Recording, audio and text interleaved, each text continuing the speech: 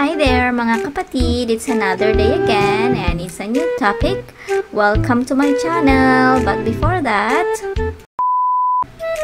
kung bago ka pa lang sa channel ko, please don't forget to subscribe and hit the notification bell para sa latest update and paki-like and share mo na rin. Hi there mga kapatid. So for today, short video lang tayo regarding dun sa pag-discuss ni Banat Bay sa naging reaction ng mga taga Maynila sa pagbabalik muli ni Yorme Isko, which is I agree naman din dito sa mga comment or punto ni Banat Bay dahil alam naman natin na yung panahon ni Lacuna, ni Hani Lacuna, alam naman natin na bumalik na naman lahat yung mga naayos dati ni Mayor Isko. So, let's start watching this, guys. Magagalit ka ngayon na kesyo mapipikon ka ngayon dyan na sasabihin mo wag ka nang bumalik, traidor ka, kung ano-ano sinasabi mo. Madam, eto ngayon, nagsalita na ang taong bayan. Nagsalita na ang mga taga Maynila at nagalit na sa inyo, madam. Paano ko mapapatunayan? Ito, ipapakita ko sa inyo kung paano nagalit ang taong bayan. Ito, kababalita lang Isko Moreno leads by 78 points versus Lacuna in race for Manila Mayor. Banat Bay naman. 78 points Ayan nakasulat dito. Ayan. Former Isko Moreno Domagoso score a landslide victory for Manila's mayoral race if the election was held from July 8 to 10. Di ba? An Okta Research Survey. Yan. Di ba ibig sabihin talaga mga kababayan, ang taong bayan po talagang nagalit na ika nga. Nagalit na po at sinasabi nilang pwede po ba palitan na natin? Lumabas po ito October 4 October 4 po ito lumabas. Ayan po ang sinasabi. Kung daw po magkakaroon daw ng eleksyon, okay? Ito po yung pinaka-latest itong nakaraang July lang. Pero ito pong article na ito ng Inquirer ay lumabas po ng October 4. Okay? Ano sabi dito? Yan. According to the survey, andali, wala pa pala. Hindi ko pa pala na-turn dyan kasi tiningnan ko yung mismong website. Ayan. Pakita natin. Okay? Ayan. Wait lang. Sandali. Ito. Ayan. According to the survey, if the battle is just between Moreno and current Manila Mayor Hani Lacuna, Okta Research polls show that Moreno would take a commanding 86% of vote against Lacuna. Who would just get? Ilang percent si Lacuna? 8%, pambihirang buhay. Mantakin mo, si Mayor Isko Moreno, 86%. Si Lacuna, 8%. Ang bihira. Ikaw pa ang mayor niyan sa lagay na yan, Madam Lacuna. Ikaw pa ang mayor na yan. Eto, inisa-isa dito sa Okta also said that Moreno will win across all 6 Manila districts. 90% against 9% for District 1. Naku po. 90 si Moreno, 9% si Lacuna. Sakit naman nun. Sakit ba, madam? Sa second district, 89% against 5%. 5%? Sandali 5%. Sa 100 tao, ilan ang 5%? Oh, ha? Oh, wait lang ha. Hindi ko kino-compute. Alam ko po, syempre 5 lang. Okay, pero meron lang ako ite-text ha, yung wait lang ha.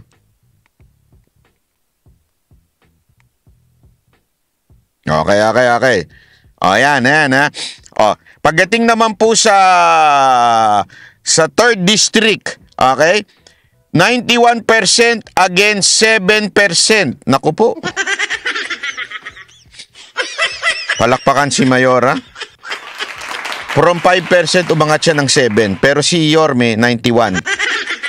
Ang bira, oo. 85% against 6% of the 4th district. Wawa naman. Sa 5th district, 73%. Bumaba si Yorme.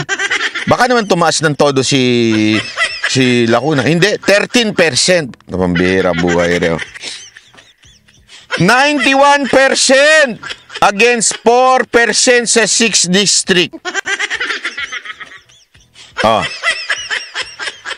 Iyan po ang kalalagayan at yan po ang sentimento ng mga taga-Maynila. Ibig sabihin po mga kababayan, talagang galit na po ang mga taga-Maynila dito kay Lacuna. Kasi sabi ko nga sa inyo kung alam mo yun, hindi naman babalik si Yorme. Yan pambihira. Tuloy-tuloy ang kanyang karir sa telebisyon. Excited ang mga taong nanonood sa kanya, di ba? Okay na ayos na yung karir niya Tapos at the same time ang tagal na rin niyang naging public servant.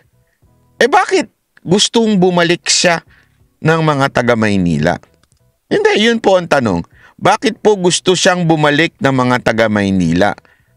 Eto ha, para lang siya confirmation na ika nga ng survey na yan. Kasi baka sabihin na iba, Panat Bay, alam mo naman ang survey, minsan hindi totoo yan. Malamang ang survey, niluto yan. Malamang ang survey, di ba? Tingnan na lang natin ang video. Ito po yung sigaw ni Lacuna versus sa sigaw ng mga taga-Maynila. Doon, yun na lang ang pakinggan natin. Huwag na tayong kung ano-ano pa. Sige, survey. Ito na lang, panoorin natin ito, ha. Si Lacuna, yung sigaw niya, at saka yung sigaw ng mga taga-Maynila. Hayaan ko na lang ang taong bayan sa Maynila ang sumagot. Bumalik ka na! Bumalik ka na! Bumalik ka na! Bumalik ka na!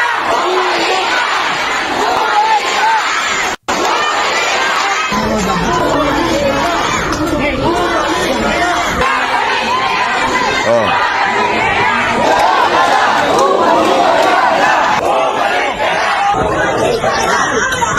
Grabe!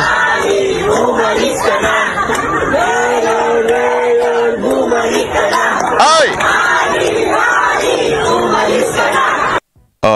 Nakita niyo yun? Honey, umalis ka na. Yorme, bumalik ka na. Grabe, no? Hindi.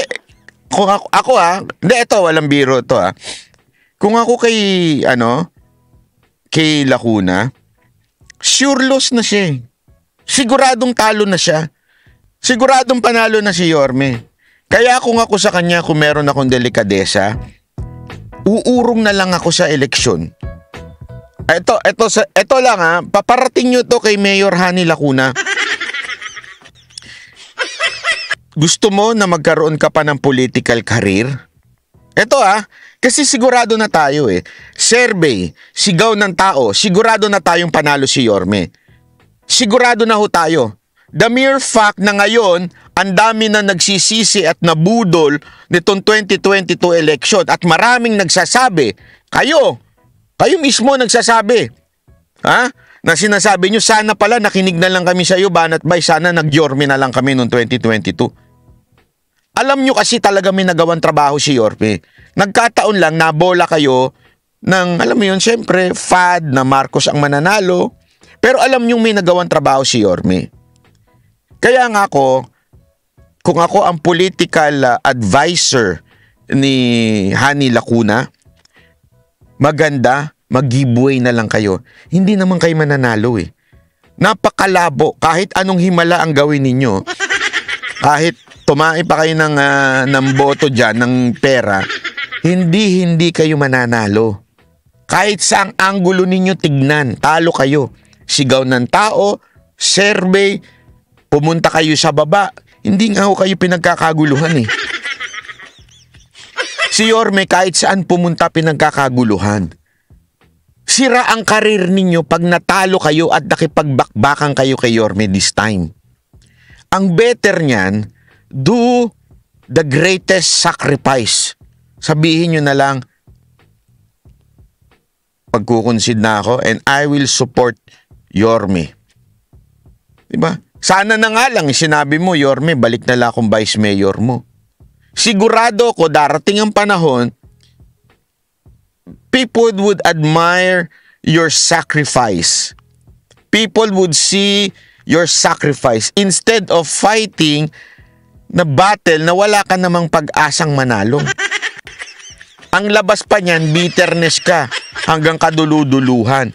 Bakit, Madam Hani, taong bayan na nagsasabi, taong bayan ng Maynila, ang nagsasabing umalis ka na.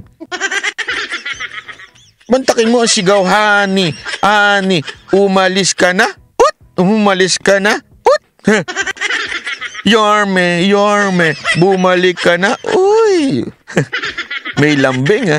Bumalik ka na? Uy! Di ba? Isipin mo yun, madam. So, wala na talaga. Kaya nga, greatest sacrifice na lang eh. Sabihin mo, dahil nandiyan na si Yorme at nag-decide siyang bumalik, ako po'y magbibigay daan na lang at susuporta ng kanyang plano, di ba? Ganun na lang sana ang gawin mo. Di bayani ka pa. Kaysa naman yung nakikipaglabang ka na alam mo namang siguradong olat ka, eh walang saysay yung pakikipaglaban mo, madam. So, there you go mga kapatid. Malinaw naman sa pinalabas ni Banat Bay ngayon na majority talaga ng mga taga Maynila gusto na talaga makabalik si Yorme. Well, hindi mo na din naman natin sila masisisi mga kapatid dahil nga sa nangyari na sa Maynila ngayon. And I agree, nabudol kasi ang mga tao. At least ngayon nakita na nila kung ano yung kapasidad ni Yorme. Kumpara mo dyan kay Hani Lacuna na I can say yes, binaboy niya ang Maynila na naman. Bumalik na naman sa dati yung mga nagawa ni Yorme para maayos ang Manila ay lahat sinira din ni Hani Lacuna, which is nakita din naman natin ngayon sa bangag na admin ni Marcos, 'di ba? Yung mga nagawang mabuti ni Tatay Digong, lahat naman ng magagandang ginawa ni Tatay Digong pilit na niyang sinira. I mean, yung iba nga 'di ba, pinastop pa niya, like yung sa bill, pinapalitan niya lang yung title, like sinasabi niya na kanya, nagki-credit grab siya, like yung mga ibang mga projects na natatapos ngayon, which is alam naman ng tao na nung mga panahon na yon si Pangulong Duterte naman yung nag-umpisa nun or nagpagawa nun. Tapos ang ginagawa lang niya yung mga magagandang nangyayari or mga magagandang mga projects, kiniklaim niya na kanya, and then yung mga pangit, yun yung parang sinasabi niyang kay Tatay Digong. Same thing happens sa Manila. Tingnan mo yung nangyari kay Hani Lacuna, paano siya mamahalin ng tao, puro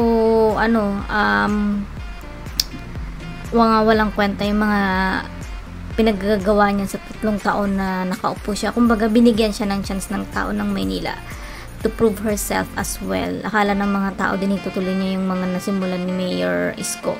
But then again, as we can see, ganyan na rin ang nangyari sa Maynila. Kaya hindi mo masisisi yung mga tao kung wini-wish talaga nila na pabalikin si Mayor Isko. And ang maganda nito, sure naman na nababalik si Mayor Isko. And tama rin si Banat Bay sa sinabi na kung ako sa kanya, mag-concede na lang siya or kahit na mag-withdraw na lang siya ng candidacy niya. Kasi alam din naman niya na matatalo siya eh. Kahit pa sabihin natin nakakabit siya kay Tamba or kung sino man ang niya behind the candidacy na sinasabi nila na sinusuportahan siya. Wala na ring wala na ring saysay. Kahit pa siguro bayaran niya ang mga tao sa Maynila. Ang gagawin ng mga tao dyan, kukunin lang siguro yung pera and then iboboto pa rin nila si Mayor Isko. So, yun lang mga kapatid. That's my point of view dyan and I agree 100% kay Banat Bay dito sa naging video na to ni Banat Bay and kinuha ko lang yung portion. So, you can watch the whole video dun kay Banat Bay. I know, marami naman talaga nanonood kay Banat Bay, tsaka ang dami niyang subscribers. Maybe most of you, yung iba kong subscriber dito, for sure naman, nakasubscribe sila sa Banatero. So, yun. Yan muna for now, and I'll see you next time. Thank you! So that's the end. Thank you for watching. Please don't forget to subscribe News ko po RD. Please like and share and don't forget to hit the notification bell. Thank you.